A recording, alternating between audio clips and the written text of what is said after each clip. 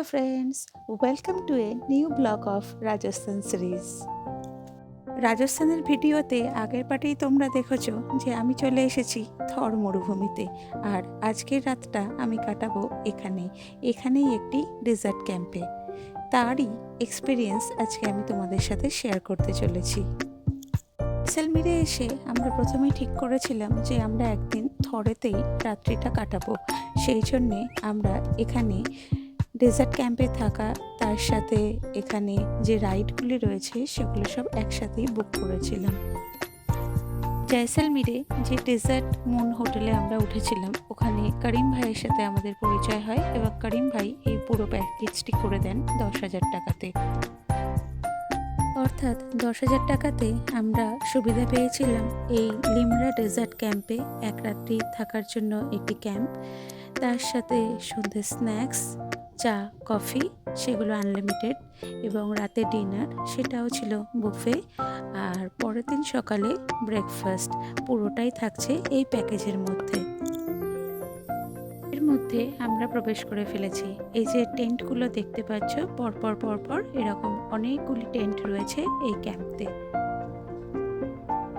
মরুভূমিতে খোলা আকাশের নিচে এক রাত, দারুণ একটি অভিজ্ঞতা হতে চলেছে আমাদের।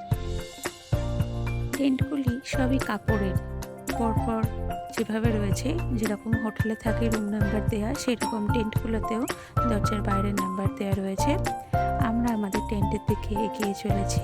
এই টেন্টে প্রবেশ করে আগে তোমাদের প্রথমে টেন্টটি দেখাবো যে এখানে টেন্টটি কেমন হয়। প্রতিটি টেন্টের বাইরে এরকম দুটি করে আরাম কেদারা দেওয়া, আর তার সাথে ব্ল্যাঙ্কেটও দেওয়া রয়েছে। রাজস্থানে এলে আপনারা কিন্তু শীতকালেই আসবেন। এখন এই সময়তে সন্ধ্যে 7টা বাজে, আর এখানকার টেম্পারেচার 3-4 ডিগ্রি, আর তার সাথে বেশ ভালো হাওয়া বইছে। কথা বলতে বলতে টেন্টের মধ্যে ঢুকে পড়েছি। টেন্টে দেখুন এরকম একটি ডাবল বেড দেওয়া রয়েছে, বেশ বড় বেডটা, তার সাথে সাইডে একটি সিঙ্গেল বেডও রয়েছে। উপরে রয়েছে ফ্যান। প্রতিটি রুমে বেডের সাইডে একটা করে গরম জলের জন্য পটও দেওয়া রয়েছে।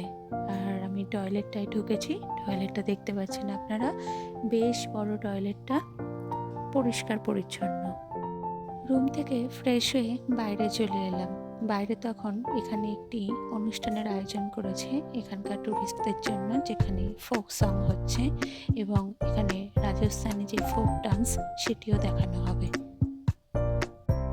এই সময় আমাদের এখানে স্ন্যাক্সের জন্য ভেজিটেবল পকোড়া আর তার সাথে গরম গরম কফিও সার্ভ করেছিল।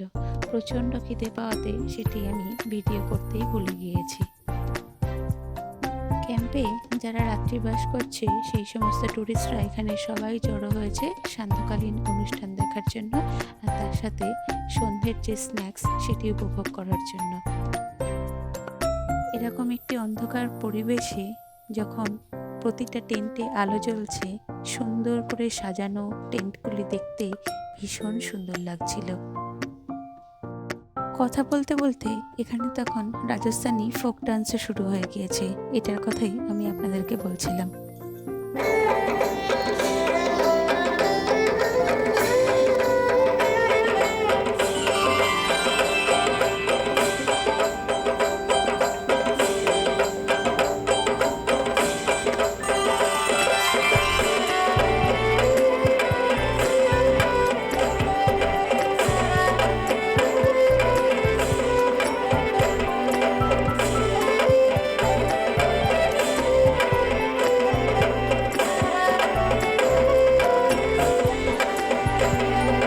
মাঝখান থেকে আমরা চলে এলাম রাতে ডিনার করতে।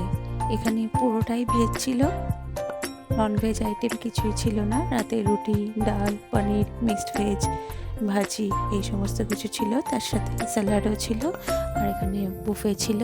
যে যেরকম খাবে সে কালেক্ট করে নিয়ে আসবে। এটা ছিল আমার প্লেট। ডিনার করে বেরিয়ে দেখলাম এইভাবে তখন সবাই ভীষণ এনজয় করছে এখানে।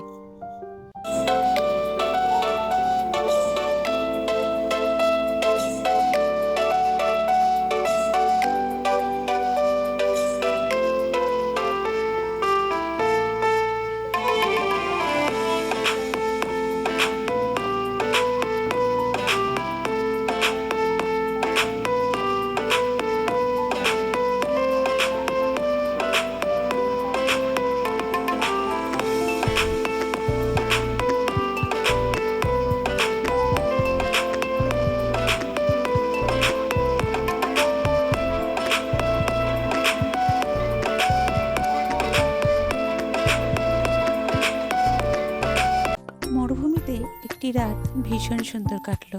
পরের দিন সকালে এবার এখান থেকে বেরোনোর পালা।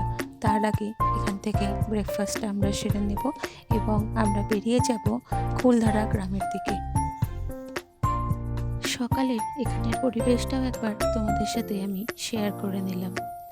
আমার ব্লগটি কেমন লাগলো কমেন্টে সবাই জানিও, আর পরের পার্টি দেখার জন্য সাথে থাকো। ভিডিওটি ভালো লেগে থাকলে লাইক, কমেন্ট আর চ্যানেলটি সাবস্ক্রাইব করে দিও। টাটা।